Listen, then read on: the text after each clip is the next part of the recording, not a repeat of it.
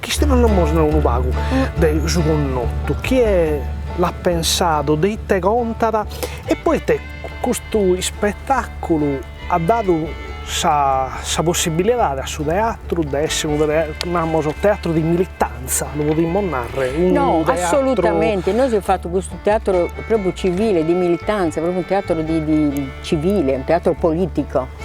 Poi tanti sì, su teatro non fieda in teatro su usannai ufficiali, si canonico, su bello teatro all'italiana o con palchetti o cosa. Andai a ogni luogo di fortuna pure, in sprazza. Ma aspettare che questo spettacolo essere gai popolare? No. Gai connotto? No, non fui preparato. È stata una specie di... ci è scoppiato nelle mani, è stata una grande fortuna. Poi da Denguni ho cominciato a pensare a questa professione. Cioè, tutta questa professione... come te nascita? Ne nasce Denguni.